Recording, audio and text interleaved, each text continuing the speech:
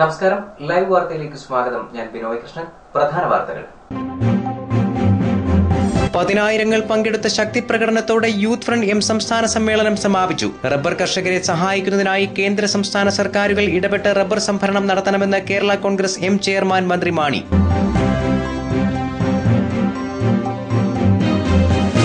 കോടതിയിൽ ഹാജരാക്കി മടങ്ങുമ്പോൾ ചാടിപ്പോയ കൊലക്കേസ് പ്രതിയെ മണിക്കൂറുകൾക്കകം പിടികൂടി പുനലൂർ പോലീസ്. കസ്റ്റഡിയിൽ നിന്ന് ചാടിപ്പോയത് മകനെ കുത്തിക്കൊന്ന കേസിലെ പ്രതി കരവാളൂർ സ്വദേശി കുഞ്ഞച്ചൻ. പ്രതി ചാടിപ്പോകാൻ വഴിയൊരുക്കിയത് തിരുവനന്തപുരത്ത് നിന്ന് കൊലക്കേസ് പ്രതിയെ വിലങ്ങണിയിക്കാതെ കൊണ്ടുവന്ന പോലീസുകാരുടെ അനാസ്ഥ. തേവലപ്പുറത്ത് കൊള്ളപ്പലിശക്കാർ വീട്ടമ്മയുടെ വസ്തു കൈവശപ്പെടുത്തിയതായി പരാതി. മുഖ്യമന്ത്രിക്കും MP Kodikunnil സുരേഷിനും MLA KP Ganesh കുമാറിനും പരാതി നൽകിയിട്ടും നടപടിയുണ്ടായില്ല. റൂറൽ SP-യുടെ നിർദ്ദേശപ്രകാരം പോലീസ് അന്വേഷണം ആരംഭിച്ചു. റബ്ബർ കർഷകരെ സഹായിക്കുന്നതിന് കേന്ദ്ര സംസ്ഥാന സർക്കാരുകൾ ഇടപെട്ട് റബ്ബർ സംഭരണം നടത്തണമെന്ന് കേരള കോൺഗ്രസ് എം ചെയർമാൻ മന്ത്രി മാണി. കോട്ടയത്ത് യൂത്ത് ഫ്രണ്ട് എം സംസ്ഥാന സമ്മേളനത്തിന്റെ സമാപനം ഉദ്ഘാടനം ചെയ്ത് സംസാരിക്കുകയായിരുന്നു അദ്ദേഹം. പ്രസക്ത ഭാഗങ്ങൾ. റബ്ബർ കർഷകരെ അനാഥരാക്കാൻ സർക്കാർ അനുവദിക്കില്ല.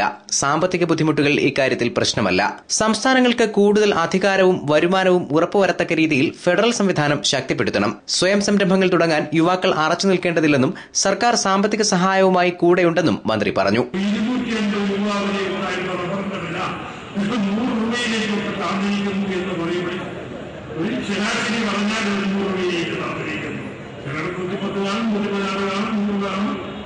കൃത്യ തുകയല്ലേ ഒത്തിരി ഇത് നമ്മുടെ സമ്പദ് വ്യവസ്ഥയാണ് കടന്നിരിക്കുന്നു. ഈ കുറച്ചുകൂടി കഴിഞ്ഞാൽ കൃഷിക്കാർ റബ്ബർ വെട്ടിക്കാൻ കിട്ടുന്നത് മുതലാവില്ല. ഒരു റബ്ബർ വെട്ട് കൂലി കൊടുക്കാൻ നിവൃത്തിയില്ല. റബ്ബർ ഇനി വെട്ടാതെ ക്യാപ്പ് ചെയ്യാതെ റബ്ബർ ഇരിക്കുന്ന ഒരു സന്ദർഭത്തിലേക്ക് ചിലപ്പോൾ വരാൻ പോകുകയാണ്. അത്രമാത്രം റബ്ബറിന്റെ വിലയിടിയിരിക്കുന്നു. അതിന് ഈ ഗവൺമെന്റിന്റെ കുഴപ്പമില്ല. അന്താരാഷ്ട്ര മാർക്കറ്റിൽ റബ്ബറിന്റെ വില ഇടിക്കും. അതുകൊണ്ട് കൈകാര്യം ചെയ്യാനും അന്താരാഷ്ട്ര മാർക്കറ്റിൽ റബ്ബറിന്റെ വില ഇടിച്ചിരിക്കുക. വൻപിച്ച നഷ്ടം നികത്തിക്കൊണ്ട് സബ്സിഡി നൽകിക്കൊണ്ട് മാത്രമേ നമുക്ക് കൈകാര്യം ചെയ്യാൻ കഴിയൂ. അതൊക്കെ ഞങ്ങൾ മനസ്സിലാക്കുന്നുണ്ടാവും. റബ്ബറിന്റെ വില ഇടിക്കും. ഈ സാഹചര്യത്തിൽ എന്ത് ചെയ്യണം? കൈ കെട്ടിയിരുന്നാൽ മതിയോ? പോവുക. സബ്സിഡി നൽകിക്കൊണ്ടും നമുക്ക്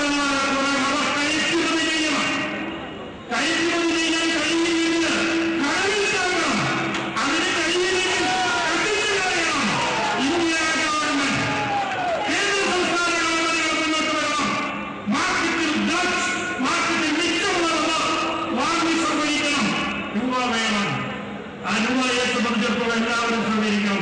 ഇത് പറയുമ്പോൾ ജോലി കാര്യം പറയാം. രൂപയ്ക്ക് ബുദ്ധിമുട്ടുണ്ടെങ്കിലും സാമ്പത്തികമായ ബുദ്ധിമുട്ടുണ്ടെങ്കിലും റബ്ബർ സംഭരിക്കുന്നതിന് തടസ്സമാവില്ല.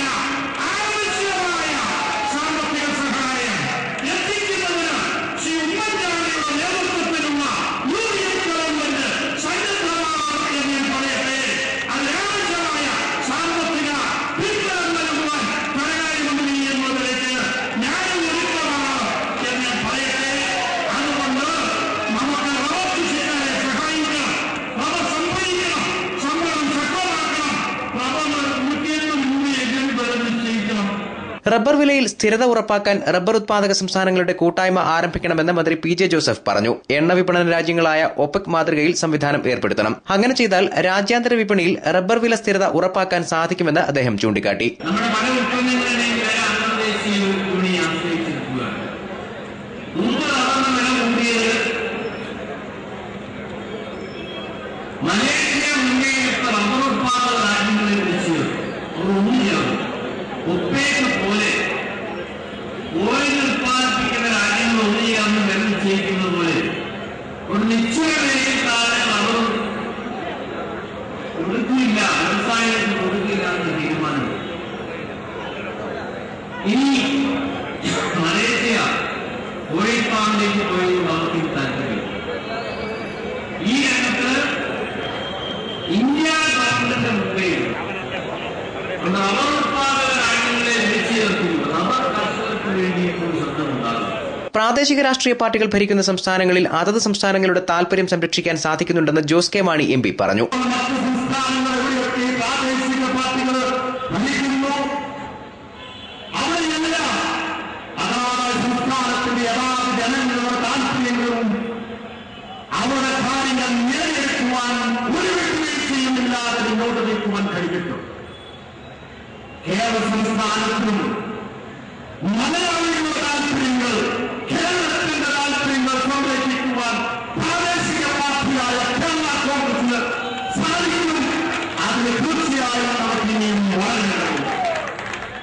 ചടങ്ങിൽ യൂത്ത് ഫ്രണ്ട് എം സംസ്ഥാന പ്രസിഡന്റ് മുഹമ്മദ് ഇക്ബാൽ അധ്യക്ഷനായി. Kerala Congress M deputy chairman CF Thomas MLA, സർക്കാർ chief whip PC George, Joy Abraham MP, MLA-മാരായ TU കുരുവിള, തോമസ് ഉണ്ണിയാടൻ, മോൻസ് ജോസഫ്, N ജയരാജ്, റോഷി അഗസ്റ്റിൻ, കേരള കോൺഗ്രസ് നേതാക്കളായ ആന്റണി രാജു, EJ അഗസ്തി, ബെന്നി കക്കാട്, സജി മഞ്ഞക്കടമ്പൻ തുടങ്ങിയവർ സംസാരിച്ചു.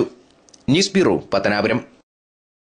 യൂത്ത് ഫ്രണ്ട് എം സംസ്ഥാന സമ്മേളനത്തിന്റെ സമാപനം കുറിച്ച് ശക്തി പ്രകടനം നടന്നു. 14 ജില്ലകളിൽ നിന്നായി 10,000-കണക്കിന് പ്രവർത്തകർ ശക്തി പ്രകടനത്തിൽ അണിനിരന്നു.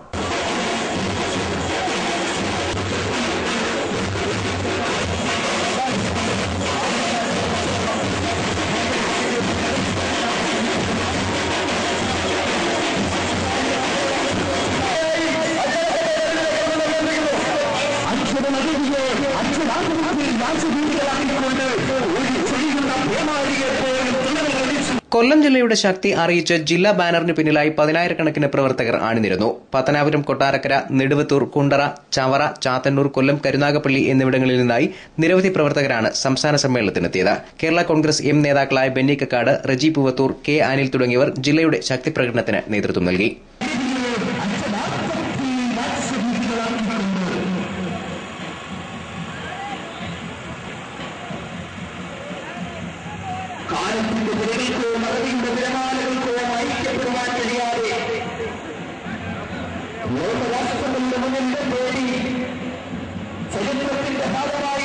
News bureau, Pathanapuram. കോടതിയിൽ ഹാജരാക്കി മടങ്ങുമ്പോൾ ചാടിപ്പോയ കൊലക്കേസ് പ്രതിയെ മണിക്കൂറുകൾക്കകം പിടികൂടി പുനലൂർ പോലീസ്. മകനെ കുത്തിക്കൊന്ന കേസിലെ പ്രതി കരവാളൂർ സ്വദേശി കുഞ്ഞച്ചനാണ് കസ്റ്റഡിയിൽ നിന്ന് ചാടിപ്പോയത്. ഉച്ചയ്ക്ക് മുങ്ങിയ ഇയാളെ വൈകുന്നേരത്തോടെ പിടികൂടി.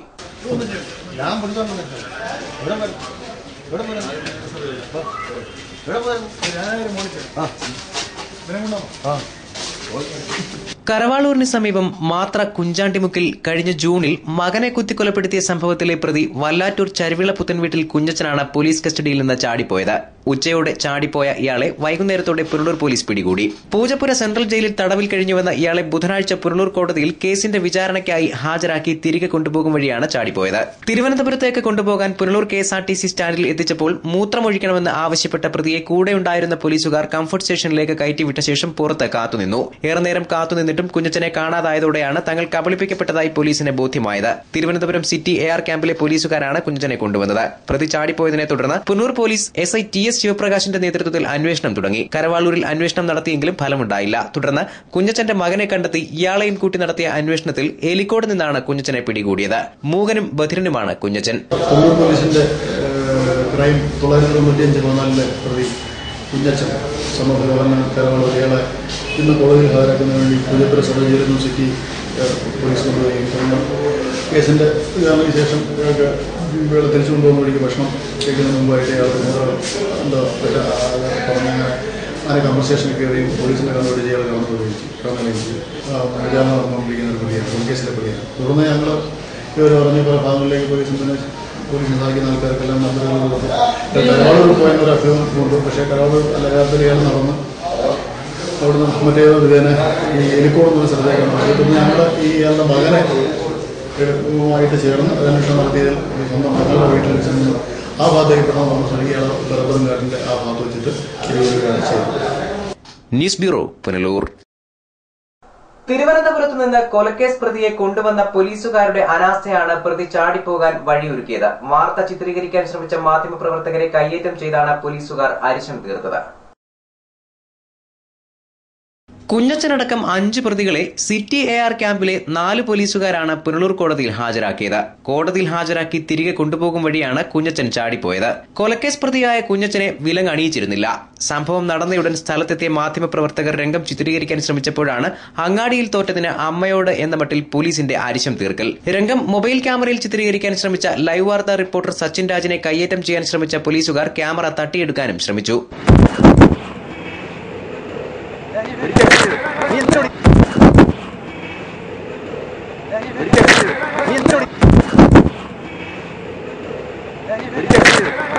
പുനലൂർ കേന്ദ്രമാക്കി പ്രവർത്തിക്കുന്ന മറ്റൊരു പ്രാദേശിക ചാനലിന്റെ ക്യാമറാമാൻ ദീപുവിനെ പോലീസുകാരും ഒപ്പമുണ്ടായിരുന്ന മറ്റു പ്രതികളും ചേർന്ന് മർദ്ദിച്ചതായി പറയുന്നു. ഇവർക്കെതിരെ നടപടി ആവശ്യപ്പെട്ട് ഇയാൾ പുനലൂർ പോലീസിൽ പരാതി നൽകിയിട്ടുണ്ട്. കൊലക്കേസ് പ്രതിയെ വിലങ്ങണിയിക്കാതെ അലക്ഷ്യമായി കൊണ്ടുപോയ പോലീസുകാരനു നേരെ വകുപ്പുതല നടപടി ഉണ്ടായേക്കും. കുഞ്ഞച്ചൻ മൂകനും ബധിരനും വയോധികനും ആയതിനാലാണ് പണിപ്പെടാതെ തന്നെ ഇയാളെ തിരികെ കിട്ടിയതെന്ന് ചൂണ്ടിക്കാണിക്കപ്പെടുന്നു. പോലീസിനെ വെട്ടിച്ചു മുങ്ങിയ പ്രതി എലിക്കോട് താമസിക്കുന്ന മകളെ കാണാനാണ് പോയതത്രേ. തുടർന്ന് ഇളമ്പൽ ഭാഗത്തേക്ക് ശാന്തനായി നടന്നുവരുമ്പോൾ പോലീസ് പിടികൂടുകയായിരുന്നു. ന്യൂസ് ഡെസ്ക് ലൈവ് വാർത്ത. കോഴിക്കോട് മുക്കത്ത് പുഴയിൽ കാൽവഴുതി വീണ് മരിച്ച പത്തനാപുരം സ്വദേശിയായ വിദ്യാർത്ഥിയുടെ മൃതദേഹം ബുധനാഴ്ച സംസ്കരിച്ചു. പത്തനാപുരം ഷാൻ മനസ്സിലിൽ ഷാൻമോനാണ് മരിച്ചത്. കോഴിക്കോട് KMCT കോളേജിലെ 2ാം വർഷ ഫാം ഡി വിദ്യാർത്ഥിയായിരുന്നു 19-കാരനായ ഷാൻ. കാനച്ചിറ ഷാൻ മനസ്സിലിൽ M. അബ്ദുൾ അസീസിന്റെയും താജ് ബീഗത്തിന്റെയും മകനാണ്. ഏക സഹോദരൻ Shinomon Pathanapuram saint Stephen's higher secondary സ്കൂളിലെ +2 വിദ്യാർത്ഥിയാണ്. കോഴിക്കോട് മുക്കം ഇരവഴിഞ്ഞി പുഴയിൽ തിങ്കളാഴ്ച വൈകിട്ട് 5 മണിയോടെ സുഹൃത്തുക്കൾക്കൊപ്പം കുളിക്കാനിറങ്ങവെ കാൽവഴുതി വീണാണ് അന്ത്യം സംഭവിച്ചത്.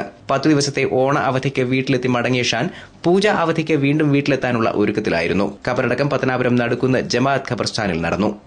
News bureau, Pathanapuram. ലോക വയോജന ദിനാചരണത്തിന്റെ ഭാഗമായി ചിതറ ഗ്രാമപഞ്ചായത്തിലെ മതിര മന്ദിരംകുന്ന അംഗൻവാടികളുടെ നേതൃത്വത്തിൽ മുതിർന്ന പൌരന്മാരെ ആദരിച്ചു. പ്രായം ചെന്ന മുഴുവൻ ആളുകളെയും ആദരിക്കുകയും ബഹുമാനിക്കുകയും ചെയ്യുന്നത് വയോജനങ്ങളോടുള്ള അവഗണനയ്ക്ക് അറുതി വരുത്തുന്നതിന് വേണ്ടിയാണെന്ന് ചിതറ ഗ്രാമപഞ്ചായത്ത് പ്രസിഡന്റ് S. മുരളീധരൻ നായർ പരിപാടി ഉദ്ഘാടനം ചെയ്തുകൊണ്ട് പറഞ്ഞു. പ്രായം ചെന്ന മുഴുവൻ ആൾക്കാരെയും ആദരിക്കുകയും ബഹുമാനിക്കുകയും ചെയ്യുന്നത് സമൂഹത്തിൽ പ്രായം ചെന്നവരോടുള്ള അവഗണനയ്ക്ക് അറുതി വരുത്തുവാൻ വേണ്ടിയിട്ടാണ്. ഇപ്പോഴത്തെ കുടുംബ സംവിധാനം എന്ന് പറയുന്നത് അച്ഛനമ്മ മക്കൾ, ഒരു മോനോ അല്ലെങ്കിൽ ഒരു മോളോ അല്ലെങ്കിൽ 1-2 മക്കള് ഇവരടങ്ങുന്ന ഒരു കുടുംബമായി മാറി അല്ലേ. അവിടെ ഇപ്പം ഈ വയസ്സായ ആൾക്കാരൊരു അധികം പറ്റില്ല. അവർ ഈ പുതിയ ആൾക്കാരുടെ തലമുറയുമായിട്ട് സംസ്കാരം പോരാ, അവർക്കുള്ള രീതിക്കനുസരിച്ച് പോരാ, ആഹാര രീതിയിൽ അവരുണ്ടാക്കുന്ന ആഹാരങ്ങൾക്ക് ഒരു കുറവ്, അവരെ കൈവച്ച് എന്തെങ്കിലും ചെയ്താൽ അതിനൊരു വൃത്തികേട് ഒക്കെ കാണുന്ന അപൂർവം ചില കുടുംബങ്ങൾ. എല്ലാവരും ഒന്നും മനസ്സിലായില്ലേ? പക്ഷെ അങ്ങനെയൊന്നും നിങ്ങളാരും വിഷമിക്കേണ്ട ഒരു കാര്യമില്ല. പ്രദേശത്തെ ഏറ്റവും പ്രായം കൂടിയ ദമ്പതിമാരായ പരമേശ്വരൻ പിള്ളയെയും സരസ്വതി അമ്മയെയും ചടങ്ങിൽ പൊന്നാട അണിയിച്ച് ആദരിച്ചു.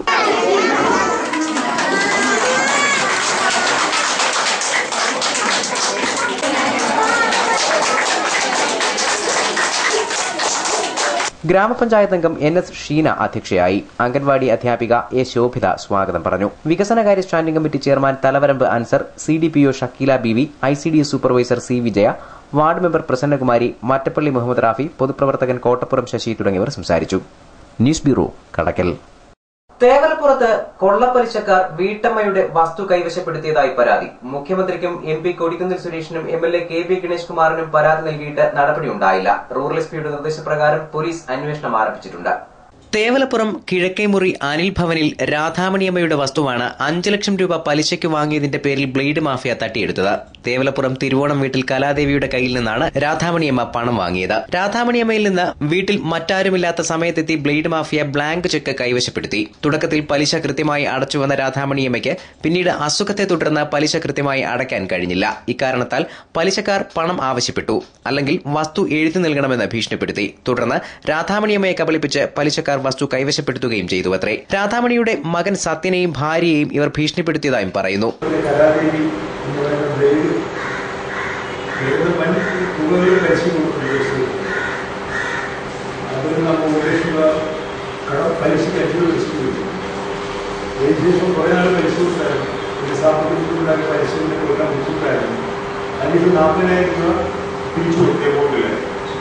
അതിനുശേഷം ഞാനുമായിട്ട് ഒരു സാമ്പത്തിക ബന്ധമുണ്ടായിരുന്നു. അതിനുവേണ്ടി അതിനെപ്പറ്റി ഒരു ചെക്ക് അത് ഭീഷണിപ്പെട്ടത് അവരുടെ ആളുകളുടെ വീട്ടിലൊരു ഞാനില്ലാത്ത സമയത്ത് അമ്മയും ഒരു വർഷമില്ല അത് ശരിക്കും ഒരു ഓണത്തിൻ്റെ 2 ദിവസം മുമ്പായിരുന്നു. ഇവിടെ ഓണം കഴിക്കുന്നില്ല, ഇവിടെ തലമുറ കാണുന്നില്ല, ഓടി വന്ന് ചോണം നിങ്ങളുടെ സമാധാനം പറയുന്നത് ഒരുപാട് ഭീഷണിപ്പെട്ടതിന് ശേഷം ഒരു ദിവസം ഞാൻ ഈ ഉത്തരവ് ഈ മൂഴിക്കോട് പുഴയെടുത്ത് വെച്ചു കൊച്ചു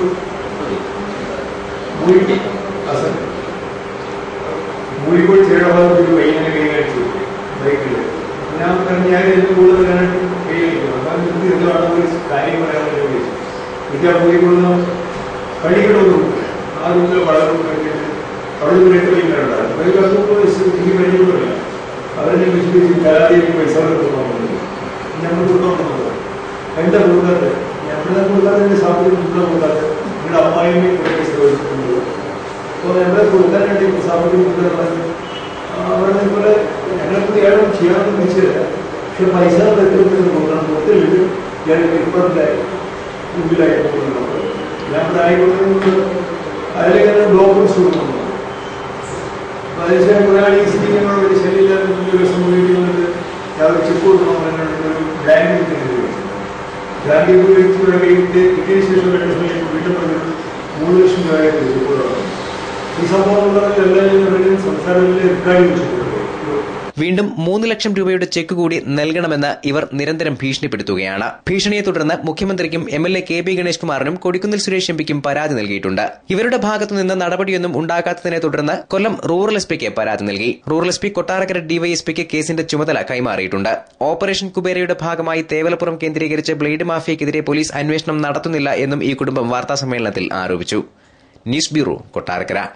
ഗാന്ധി ജയന്തി ദിനത്തിൽ പുനലൂർ ജനമൈത്രി പോലീസ് വിപുലമായ പരിപാടികൾ സംഘടിപ്പിക്കുന്നു. പോലീസ് സ്റ്റേഷൻ പരിസരത്ത് പുതുതായി സ്ഥാപിച്ച ഗാന്ധി പ്രതിമയുടെ അനാച്ഛാദനവും ലഹരി വിമുക്ത സന്ദേശയാത്രയുമാണ് പ്രധാന പരിപാടികൾ.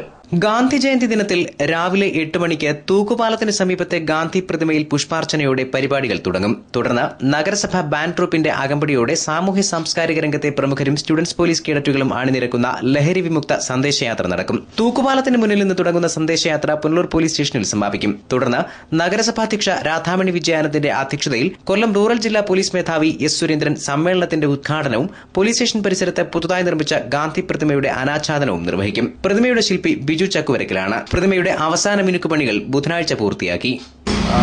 എന്റെ അറിവില് സ്റ്റേഷന്റെ അങ്കണത്തിൽ ഗാന്ധിയുടെ പ്രതിമ ആദ്യമാണെന്നാണ് എന്റെ അറിവ്. കേരള പോലീസ്, പുനലൂർ പോലീസ് ഈ അങ്കണത്തിൽ തയ്യാറാക്കിയ ഗാന്ധി പ്രതിമയുടെ അനാച്ഛാദനം നാളെ പ്രധാനപ്പെട്ട റൂറൽ എസ്പി നിർവഹിക്കുന്നതാണ്. ഇതിനോടൊപ്പം ഇത് നിർമ്മിച്ച ശില്പിയെയും ഇത് ഉപദേശവും മറ്റും വേണ്ട പ്രോത്സാഹനം നൽകി ഡോക്ടർ അശോകനെയും നാളെ ആദരിക്കുന്നുണ്ട്.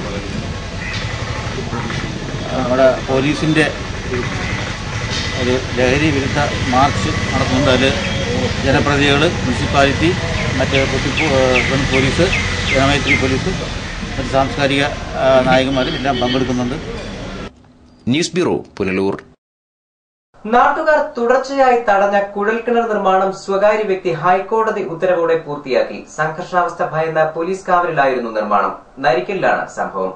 നരിക്കൽ അന്ന ഹൌസിൽ സജി ജോർജിന്റെ പുരയിടത്തിൽ കുഴൽക്കിണർ കുഴിക്കാനാണ് ഹൈക്കോടതി അനുമതി നൽകിയത്. ഇതിനെ തുടർന്ന് പോലീസ് കാവലിലാണ് കുഴൽക്കിണർ നിർമ്മിച്ചത്. കഴിഞ്ഞ 2 വർഷത്തെ നിയമ പോരാട്ടത്തിന്റെ ഫലമായാണ് കുഴൽക്കിണർ കുഴിക്കാൻ സജി ഉത്തരവ് നേടിയത്. പുരയിടത്തിൽ കുഴൽക്കിണർ നിർമ്മിക്കുന്നത് വാണിജ്യ ആവശ്യത്തിനാണെന്നും സജിക്ക് ഒന്നിലധികം കിണറുണ്ടെന്നും കാണിച്ച് പ്രദേശത്തെ ചിലർ നിർമ്മാണം തുടർച്ചയായി തടസ്സപ്പെടുത്തിയിരുന്നു. ഇതിന്റെ അടിസ്ഥാനത്തിലാണ് സജി ഹൈക്കോടതിയെ സമീപിച്ചത്. തുടർന്ന് നടന്ന നിയമ പോരാട്ടത്തിൽ സജിക്ക് കിണർ കുഴിക്കാൻ ഹൈക്കോടതി അനുമതി നൽകുകയായിരുന്നു. ഇതിന്റെ അടിസ്ഥാനത്തിൽ ചൊവ്വാഴ്ച വൻ പോലീസ് കാവലിൽ സജി ജോർജ് തന്നെ പുരയിടത്തിൽ കുഴൽക്കിണർ നിർമ്മിച്ചു. പ്രദേശത്തെ സംഘർഷാവസ്ഥ കണക്കിലെടുത്താണ് കുഴൽക്കിണർ കുഴിക്കുന്നതിന് ഹൈക്കോടതി പോലീസ് കാവൽ ഏർപ്പെടുത്തിയത്. 4-5 പ്രാവശ്യം ചർച്ചയ്ക്ക് വിളിക്കുകയും 5 പ്രാവശ്യം വണ്ടി കൊണ്ടുവരികയും ചെയ്ത് അങ്ങനെ അവർ കൊണ്ടുപോയിട്ട് സ്റ്റേ വാങ്ങിച്ച് അതെനിക്ക് അനുകൂലമായിട്ട് കൊട്ടാരക്കര മുനിസിപ്പൽ കോടതിയിൽ നിന്ന് സ്റ്റേ എനിക്ക് അനുകൂലമായിട്ട് തരികയും വീണ്ടും അവർ അപ്പീൽ പോവുകയും ചെയ്തു.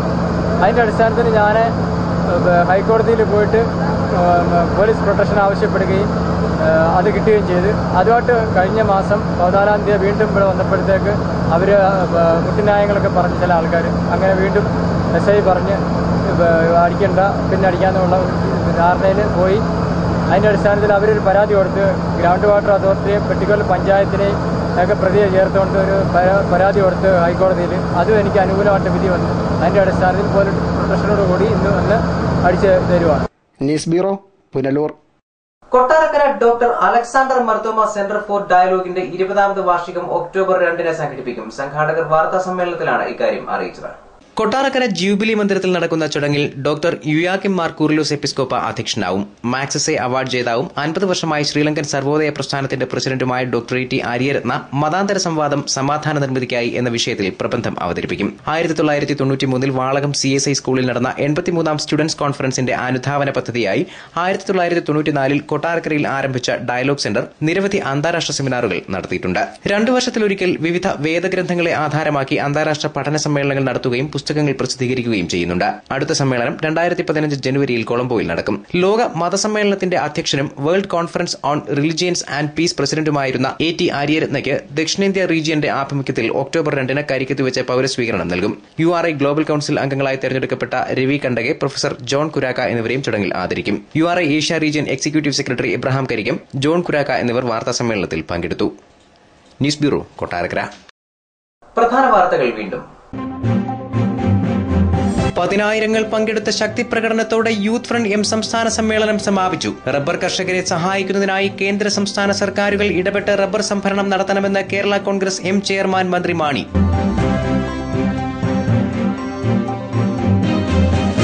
കോടതിയിൽ ഹാജരാക്കി മടങ്ങുമ്പോൾ ചാടിപ്പോയ കൊലക്കേസ് പ്രതിയെ മണിക്കൂറുകൾക്കകം പിടികൂടി പുനലൂർ പോലീസ്. കസ്റ്റഡിയിൽ നിന്ന് ചാടിപ്പോയത് മകനെ കുത്തിക്കൊന്ന കേസിലെ പ്രതി കരവാളൂർ സ്വദേശി കുഞ്ഞച്ചൻ. പ്രതി ചാടിപ്പോകാൻ വഴിയൊരുക്കിയത് തിരുവനന്തപുരത്ത് നിന്ന് കൊലക്കേസ് പ്രതിയെ വിലങ്ങണിയിക്കാതെ കൊണ്ടുവന്ന പോലീസുകാരുടെ അനാസ്ഥ.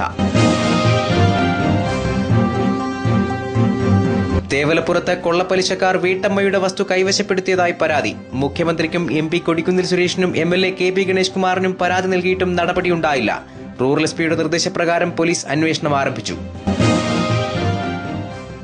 കൂടുതൽ വാർത്തകൾക്കും ദൃശ്യങ്ങൾക്കും www.livevarta.com സന്ദർശിക്കുക. നമസ്കാരം.